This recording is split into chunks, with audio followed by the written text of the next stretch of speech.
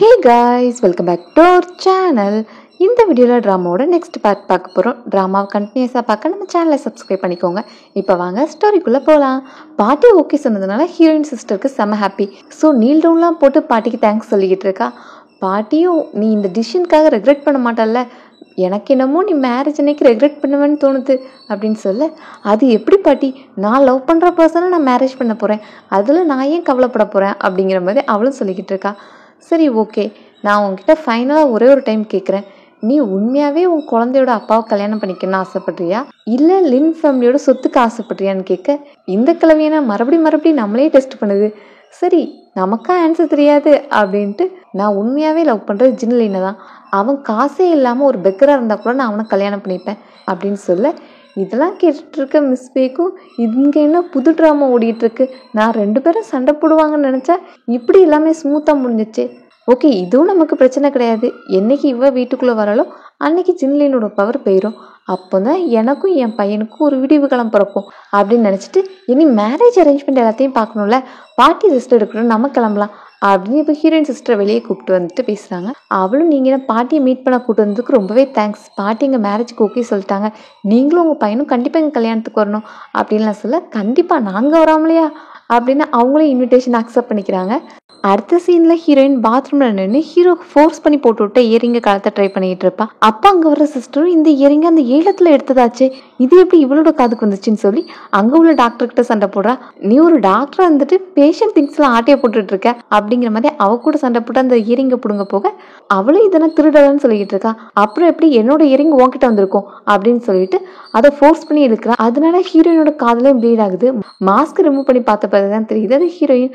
ஓ, இதெல்லாம் நீ பார்த்த வேலை தானா, நீ என்ன சொன்ன, இதை மிஸ்டர் லின் உனக்கு கொடுத்தாங்களா, அவையும் உனக்கு தரப்போறேன், இதை மிஸ்டர் லின் எனக்கு ப்ரெசென்டா வாங்கினது, எனக்கும் அவருக்கும் சீக்கிரமே மேரேஜ் நடக்க போகுது அப்படின்னு சொல்ல, ஹீரோயினுக்கும் ஒன்றும் புரியாம என்ன பேசிக்கிட்டு இருக்கேன்னு கேட்க, உனக்கு தெரியாதுல்ல, ஆக்சுவலி எங்கள் 2 பேருக்கும் ஒரு பாப்பா வந்துருச்சு, நான் 1 மந்த் ப்ரெக்னெண்ட்டாக இருக்கேன், ஸோ பாட்டியும் இப்போ எங்கள் மேரேஜை அக்செப்ட் பண்ணிக்கிட்டாங்க, சீக்கிரமே எனக்கும் மிஸ்டர் லின்னுக்கும் மேரேஜ் ஆக போகுது அப்படின்னு சொல்ல, அவளும் உனக்கு கன்ஃபார்மாக தெரியுமா இந்த குழந்தையோட அப்பா மிஸ்டர் லின் தானே அப்படின்னு கேட்க, அதெல்லாம் எனக்கு தெரியும், பாட்டியே ஓகே சொல்லிட்டாங்களே, என்னோட கல்யாணத்துக்கு நீயே மணப்பெண் தோழியா வரியா அப்படின்னு அவளை வெறுப்பேற்றுறதுக்காக கேட்க, ஹீரோயினும் சிரிச்சுக்கிட்டே, என் சிஸ்டர் ஆசைப்பட்டு கேட்டுட்டா நான் வராமல் இருப்பேனா அப்படிங்கிற மாதிரி அவளை ஆன்சர் பண்ணுறான். சரி, எங்கள் கல்யாணத்துக்கு வந்து அழுதுகிட்டு இருக்காத அப்படின்னு சொல்ல, இப்போ ஹீரோயினும் மாஸ்கை வியர் பண்ணிட்டு, நான் அழ மாட்டேன், பட் நீ தான் அழுவன்னு நினைக்கிறான் அப்படின்னு சொல்லிக்கிட்டு இருக்கும்போது ஹீரோ அந்த ரூம்குள்ளே என்டர் ஆகுறான். ஐயோ, லாஸ்ட் லைனை கேட்டுட்டானே அப்படின்னு ஹீரோயின் பயந்துட்டு இருக்கா. அங்கே இப்போ சிஸ்டர் போனது, ஹீரோ அவள் காதில் ப்ளீட் ஆகுறத பார்த்துட்டு, நான் உனக்கு தந்த கிஃப்ட் உனக்கு அந்தளவுக்கு பிடிக்கலையா, அதை ரிமூவ் பண்ணுறதுக்காக உன்னையும் நீ ஹர்ட் பண்ணியிருக்க அப்படின்னு கேட்க, இவன்கிட்ட என் சிஸ்டர்கிட்ட தான் இயரிங் இருக்குன்னு நான் சொல்ல முடியாது, அவகிட்ட சண்டைக்கு போனால் என்னோட ஐடென்டிட்டி ரிவீல் ஆயிருமே அப்படின்னு ஹீரோயினும் வாய மூடிட்டு இருக்கா. சரி, உனக்கு அந்த இயரிங் பிடிக்கல, நான் உனக்கு கிஃப்டாக கொடுத்தது பிடிக்கல தானே, ஸோ அதுக்கு பதிலாக நீ எனக்கு காம்பன்சேட் பண்ணிடு, அந்த இயரிங் பீஸ்க்காக நான் ஸ்பெண்ட் பண்ண அமௌண்ட் 3 மில்லியன், அதை நீ எனக்கு 3 டேஸில் பே பண்ணணும்னு சொல்ல, எனக்கு டைம் வேணும் அப்படின்னு கேட்டால் நோ சொல்லிடுறான். என்னால் இப்படி 3 டேஸில் அவ்வளோ பெரிய அமௌண்ட் ரெடி பண்ண முடியும்னு கேட்கும்போது, அப்போ நீ என்னோட கண்டிஷனுக்கு ஒத்துவா, என்ன அக்செப்ட் பண்ணிக்கோ அப்படின்னு சொல்கிறான். சரி, நீ சொன்ன மாதிரி நான் 3 டேஸ்க்குள்ளே மணி அரேஞ்ச் பண்ணுறேன் அப்படின்னு சொல்லிட்டு ஹீரோயினும் வந்துடுறான். இப்போ தனியாக நடந்து வந்துட்டு இருக்கும்போது சடனாக அவளை யாரோ கிட்னாப் பண்ணிட்டு போகிறாங்க. மயக்கத்துலேருந்து கண்ணு முழிச்சு பார்க்கும்போது அது யாருன்னு தெரியுது, அது அவளோட மெடிக்கல் மாஸ்டர். இவளுக்கு மெடிசன் கற்றுக் கொடுத்தவங்க. நீ நம்மளோட ரூல்ஸை பிரேக் பண்ணுற, நம்ம ஆர்கனைசேஷனில் ஃபஸ்ட்டு ரூலே ரிச்சாக இருக்கிறவங்கள ட்ரீட் பண்ணக்கூடாது, ஆனால் நீ இப்போ என்ன காரியம் பண்ணிட்டு வந்திருக்க அப்படின்னு அவங்கள கோவப்படுறாங்க. மாஸ்டர் கண்ட்ரிலா மூலமாக எனக்கு மிஸ்டர் லின் அரேஞ்ச் பண்ணியிருந்தாங்க, அப்போ அவனோட பாட்டி எனக்கு ஹாஃப் ரிலேட்டிவ் மாதிரி தானே, நான் அவங்கக்கிட்ட சர்ஜரி பர்ஃபார்ம் பண்ணதில் என்ன தப்பு இருக்குது அப்படிங்கிற மாதிரி அவளும் எக்ஸ்பிளனேஷன் கொடுக்க ட்ரை பண்ணுறேன். மாஸ்டர் அதெல்லாம் அக்செப்ட் பண்ணிக்க மாட்டேங்கிறாங்க. நீ லின் ஃபேமிலிக்காக என்கிட்ட பேசுறியா, அவங்களோட சொத்து மதிப்பு எவ்வளோ இருக்குது, அவங்களால எந்த ஹாஸ்பிட்டலுக்கு வேணால் போக முடியும், அவங்கக்கிட்ட பெரிய மல்டி ஸ்பெஷாலிட்டி ஹாஸ்பிட்டலே இருக்குது, அவங்க நினச்சி எந்த டாக்டர் வேணால் இன்வைட் பண்ண முடியும், ஆனால் புவர் பீப்புள் அப்படியா, அவங்க நினச்சா அந்த மாதிரி பிளேஸ்க்கு போகக்கூட முடியாது, அப்படி இருக்கிற பீப்புளுக்கு ட்ரீட் பண்ணுறதுக்காக தான் இந்த ஆர்கனைசேஷனை வச்சுருக்கேன், நீ என்னோட பெஸ்ட் ஸ்டூடெண்டாக இருந்து என்னை ரொம்பவே டிசப்பாயிண்ட் பண்ணிட்டேன், நான் இப்போ உன்னோட மாஸ்டராக சொல்கிறேன், உடனே அந்த ஹாஸ்பிட்டல் விட்டு வெளியே வா, நீ அந்த ட்ரீட்மெண்ட்டை நீ கண்டினியூ பண்ணக்கூடாது அப்படிங்கிற மாதிரி சொல்கிறாங்க. மாஸ்டர், நான் தான் பாட்டிக்கு சர்ஜரி பண்ணது, இன்னும் ஒரு மேஜர் சர்ஜரி பண்ண வேண்டியது இருக்குது, அதை மட்டும் நான் கம்ப்ளீட் பண்ணிட்டேன்னா அதுக்கு பிறகு நீங்கள் என்னோட பனிஷ்மெண்ட்டை டபுளாக கொடுத்தாலும் நான் அக்செப்ட் பண்ணிக்கிறேன் அப்படின்லாம் கெஞ்சுறா. உனக்கு இவ்வளோ சொல்லியும் புத்தி வரல, உங்கள் அம்மாவும் இதே தப்பு தான் பண்ணாங்க. உங்கள் அம்மாக்கிட்ட நான் சொன்னேன் சி ஃபேமிலியில் மேரேஜ் பண்ணிக்காதுன்னு. என் பேச்சு மீறி அவள் மேரேஜ் பண்ணிக்கிட்டா உங்கள் அம்மாவுக்கு என்ன நிலமா ஆச்சு? அதே மாதிரி தான் நீ இப்போ லின் ஃபேமிலிக்கு சப்போர்ட் பண்ணிக்கிட்டு இருக்க. எனக்கு இனி உன்னை மாதிரி ஒரு ஸ்டூடெண்ட் தேவையில்லை. நான் உனக்கு கொடுத்த மெடிக்கல் ஸ்கில் எல்லாத்தையும் இப்போ நானே எடுத்துக்கிறேன் அப்படின்ட்டு அவளோட கையை டேமேஜ் பண்ணி விட்டுடுறாங்க. கையை டேமேஜ் பண்ணால் ஒரு டாக்டருக்கு அது எவ்வளோ இம்பார்ட்டன்ட். அது இருந்தால் தான் ஒரு டாக்டரால் சர்ஜரி பண்ண முடியும். அதுக்காகவே அந்த கையை ஹர்ட் பண்ணுறாங்க. இப்போ ஹீரோயின் கண்ணு முடிச்சு பார்க்கும்போது ஒரு கிரவுண்டில் படுத்திருக்கா. அங்கே அவள் கூட வச்சிருந்த பெக்கர் லேடி தான் வந்து அவளுக்கு ஹெல்ப் பண்ணுறாங்க. அவளை இப்போ ரூமுக்கு கூப்பிட்டு போயிட்டு அவளோட காயத்துக்கெல்லாம் மருந்து போட்டு விட்டுறாங்க. மயக்கம் தெளிஞ்ச ஹீரோயின் பார்க்கும்போது ஒன்று இப்படி ஹர்ட் பண்ணது யாரு அப்படின்னு அவகிட்ட கேட்குறாங்க. என்ன இப்போ உங்களால் பேச முடியுமா அப்படின்னு கேட்க, அதுக்கெல்லாம் காரணம் உன்னோட ட்ரீட்மெண்ட் தான், உன்னோட மெடிசன் மூலமாக தான் என்னால் இப்போ பேச முடியுது அப்படின்னு சந்தோஷப்படுறாங்க. நீங்கள் இப்படி பேசுகிறத பார்க்கும்போது எனக்கும் ஹாப்பியாக இருக்குது. சீக்கிரமே உங்கள் பாடியில் உள்ள மற்ற டாக்ஸின்லாம் ரிமூவ் ஆச்சுன்னா உங்கள் ஃபேஸும் கிளியர் ஆயிரும் அப்படின்லாம் சொல்லி சந்தோஷப்படுறேன். சரி நீ என்னோட மேட்டரை விடு, ஒன்று இப்படி பண்ணது யார் அப்படின்னு கேட்கும்போது இதெல்லாம் பண்ணது என்னோட மாஸ்டர் தான் அப்படின்னு சொல்கிறேன். உன்னோட மாஸ்டர்னு சொல்கிறேன், அப்புறம் எதுக்கு உன்னை ஹர்ட் பண்ணாங்க அப்படின்னு கேட்கும்போது அவளும் நான் ரூல்ஸை பிரேக் பண்ணிட்டேன் அதுக்காக தான் அப்படின்ட்டு அந்த மேட்டரை எக்ஸ்பிளைன் பண்ணுறா. அவங்களும் எல்லாத்தையும் பொறுமையாக லிசன் பண்ணிவிட்டு, நீ டேலண்டடான பொண்ணு, உன்னால் எல்லாமே முடியும்.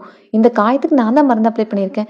நீ ஃபஸ்ட்டு ஃபிங்கர்ஸ்லேருந்து ஸ்டார்ட் பண்ணு, கொஞ்சம் கொஞ்சமாக எக்ஸசைஸ் பண்ணால் உன்னால் கண்டிப்பாக நார்மல் ஆக முடியும் அப்படின்னு சேரப் பண்ணுறாங்க. அப்புறம் அந்த பெக்கர் லேடியும் கொஞ்சம் மென்டலி அஃபெக்ட் ஆகியிருப்பாங்கல்ல, இப்போ மெடிசன் எடுத்த பிறகு நார்மல் ஆகிடுறாங்க. அவங்களுக்கு தன்னோட பழைய ஐடென்டிட்டி ஞாபகம் வந்துருச்சு. ஸோ தன்னோட நேமையே ஹீரோயின்ட்ட சொல்கிறாங்க, என்னோட நேம் ஜியா, நீ என்ன எப்போவுமே என்னை ஆண்ட் ஜியான்னு கூப்பிடு அப்படின்லாம் சொல்ல ஹீரோயினும் இப்போ ஒரு நல்ல கம்பெனி கிடச்சிருச்சு, அவங்க தன்னை என்கரேஜ் பண்ணுறாங்க அப்படின்ட்டு இப்போ நிறைய எஃபோர்ட் போட்டு நிறைய ட்ரைனிங்லாம் எடுத்துக்கிறா. ஃபஸ்ட்டு ரொம்பவே டிஃபிகல்ட்டாக தெரிஞ்சாலும் கொஞ்சம் கொஞ்சமாக அவளுக்கும் எல்லாமே பழக ஆரம்பிக்குது. அப்படி அவள் வீட்டில் இருந்தே எல்லா ட்ரைனிங்கும் எடுத்துகிட்ருக்கா. சடனாக ஒன் டே டோர் நாக் பண்ணுற சத்தம் கேட்டதும் என்ன ஆன்ட்டி தான் வந்துட்டாங்களா அப்படின்ட்டு கதவை திறக்க போனால் அங்கே ஹீரோ வந்து நிற்கிறான். ஏன் என்னாச்சு அப்படின்னு கேட்கும்போது, நான் உங்கள்கிட்ட என்ன சொல்லியிருந்தேன், 3 மாதம் கழிச்சு நம்ம 2 பேரும் பிரியணும்னு சொல்லியிருக்கேன்ல, டிவோர்ஸ் பண்ணணும் அப்படின்னு பேசின பிறகு நான் கால் பண்ணால் நீ எடுக்கவே இல்லை அப்படின்ட்டு கோவப்படுறான். ஆக்சுவலி நான் மொபைல் சுவிட்ச் ஆஃப் பண்ணுறதுக்கு வேறு ரீசன் இருக்கு அப்படின்லாம் சொல்ல வரா. அவசரத்தில் ஹீரோ எதையும் கேட்க ரெடியால, நம்ம இப்போ உடனே கிளம்பணும் அப்படின்னு கையை பிடிச்சி இழுக்கிறான். அவளுக்கு கை வலிக்க வர செய்யுது. எனக்கு இது ஹர்ட் ஆகுது அப்படின்னு சொன்னாலும் அதெல்லாம் பெருசாக கேர் பண்ணிக்க மாட்டேங்கிறான். ஃபைனலி அவங்க 2 பேரையும் செட் பண்ண மேட்ச் மேக்கிங் டீமை மீட் பண்ண வந்திருக்காங்க. ஸோ அங்கே வந்து 2 பேரும் டிவோர்ஸ்க்கு அப்ளை பண்ணுறாங்க. ரீசன் என்ன அப்படின்னு கேட்கும்போது, நான் சீட் பண்ணிட்டேன் அப்படின்னு 2 பேருமே ஒரே டைமில் சொல்ல, என்ன நீ சீட் பண்ணியா, யார் கூட அப்படின்னு ஹீரோ ஷாக் ஆகி கேட்குறான். அதெல்லாம் சொல்ல முடியாது அப்படின்னு சொல்கிறா. அடுத்தது அவங்களும் இது 100% மேட்ச்சு, அநியாயத்துக்கு நீங்கள் பிரிஞ்சு போகிறீங்க, எங்களுக்கே கஷ்டமாக இருக்குது அப்படிங்கிற மாதிரி அவங்க டீம் மெம்பர்ஸ் கூட டிஸ்கஸ் பண்ண போகிறாங்க. இப்போ ஹீரோயினும் நம்ம 100% மேட்ச்னு சொல்கிறாங்களே, ஒருவேளை நம்ம டிவோர்ஸ் பண்ணக்கூடாதுன்னு சொல்லிட்டாங்கன்னா நீ என்ன பண்ணுவேன் அப்படின்னு கேட்க, அப்போ நான் இந்த மேட்ச் மேக்கிங் டீமே டிஸ்மேண்டில் பண்ணிடுவேன் அப்படின்னு சொல்கிறேன். அந்தளவுக்கு நீ என்ன ஹேட் பண்ணுறியா அப்படின்னு ஹீரோயின் கேட்க, நான் ஒன்றும் அந்தளவுக்கு ஹேட் பண்ணல, பட் நான் ஒரு பொண்ணை ரொம்ப லவ் பண்ணுறேன். அவளுக்கு என்னை பிடிக்காமல் இருக்கலாம், பட் இதான் ஃபஸ்ட் டைமாக ஒரு பொண்ணு மேலே எனக்கு இன்ட்ரெஸ்ட் வந்து நான் எப்படி லவ் பண்ணணுங்கிறத லேர்ன் பண்ணிக்கிட்டு இருக்கேன். ஸோ அதுக்காக தான் இந்த டிவோர்ஸ் அப்படின்னு சொல்கிறான். டீம்கிட்டே டிஸ்கஸ் பண்ணிட்டு வந்து அந்த ஆஃபீஸர், நீங்கள் 2 பேருமே ஒரு மணி தான் டிவோர்ஸை சூஸ் பண்ணதுனால நாங்களும் அதை அக்செப்ட் பண்ணிக்கிறோம். ஆனால் நீங்கள் ட்ரையல் மேரேஜ் பீரியடில் இருந்த டைமில் அஃபேர் வச்சுருந்துருக்கீங்க, அதுக்கான பெனால்ட்டியை நீங்கள் பே பண்ண வேண்டியது இருக்கும். அந்த அமௌண்ட்டை நாங்கள் சீக்கிரமாக உங்களுக்கு சென்ட் பண்ணுறோம் அப்படிங்கிற மாதிரி சொல்லி அனுப்புகிறாங்க. இங்கே ஹீரோயினும் போகிறதுக்கு முன்னாடி நீ ஆசைப்படுற பொண்ணு கூட ஹாப்பியாக வாழு அப்படின்னு சொல்லிட்டு லாஸ்ட் விஷயம் சொல்ல போகிறா. அப்புறம் தான் ஞாபகம் வருது, உன்னோட அசிஸ்டண்ட்டுக்கும் என் சிஸ்டருக்கும் நெக்ஸ்ட் வீக் தானே மேரேஜ், அப்போது அதில் பெரிய சீன் இருக்க போகுது, அப்போ இது நம்மளோட லாஸ்ட் டைம் மீட்டிங் கிடையாது, அந்த டைம் மீட் பண்ணலாம் அப்படின்னு சொல்லிட்டு ஹீரோயின் போகிறா.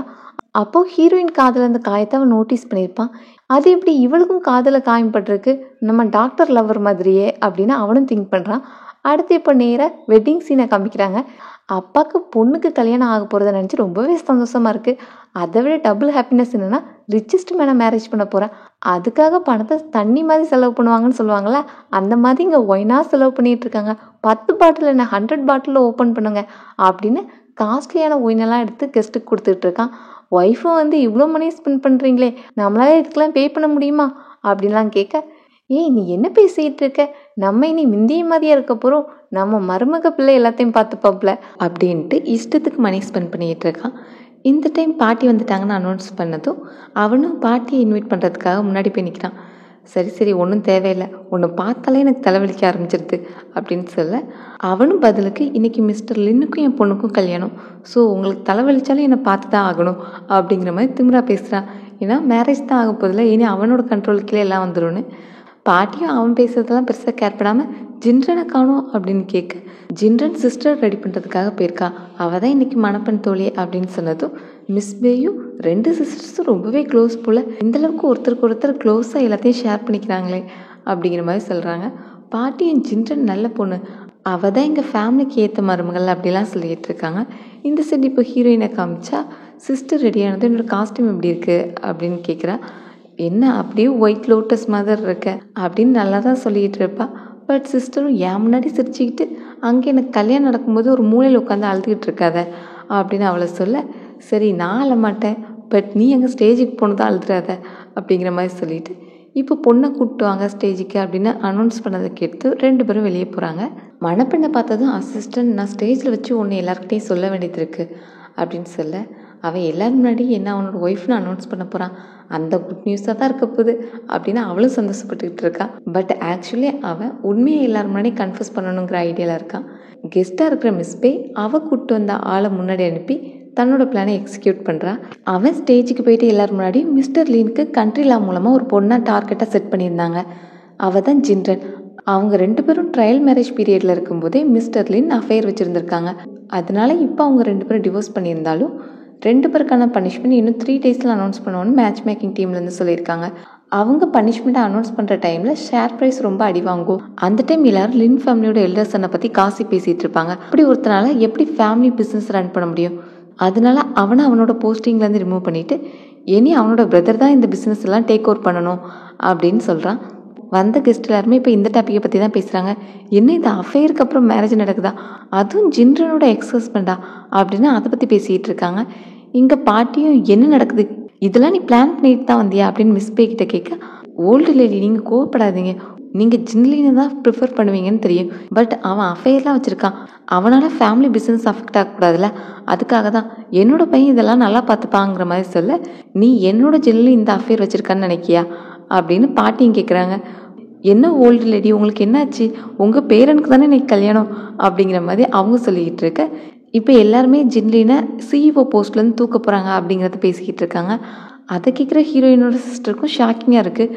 இருந்தாலும் அவனுக்கு சிஇஓ போஸ்டிங் போனால் என்ன, லின் ஃபேமிலியோட அசட் இருக்குது, நான் அந்த ஃபேமிலிக்கு மேரேஜ் பண்ணிட்டு போனால் நான் தாங்க மாஸ்டர், அதனால இந்த ஆப்பர்ச்சுனிட்டியை மிஸ் பண்ணிடக்கூடாதுங்கிறதுக்காக எனக்கு நீ சிஇஓவாக இல்லைனாலும் பிரச்சனை கிடையாது, நீ ரிச்சாக இல்லைனாலும் எனக்கு அதில் எந்த பிரச்சனையும் இல்லை, நான் உன்னோட சிஇஓ போஸ்டிங் லவ் பண்ணல, உன்னை தான் லவ் பண்ணேன் அப்படின்லாம் டைலாக் பேசிகிட்டு இருக்கா. மேரேஜில் என்ன நடக்க போகுது அப்படிங்கிறத நெக்ஸ்ட் பார்ட்டில் பார்க்கலாம். இன்னும் ஒரே ஒரு பார்ட் தான் இருக்குது. ஸோ மிஸ் பண்ணாமல் பார்க்க நம்ம சேனலை சப்ஸ்கிரைப் பண்ணிக்கோங்க. See you all in next video. Thanks for watching.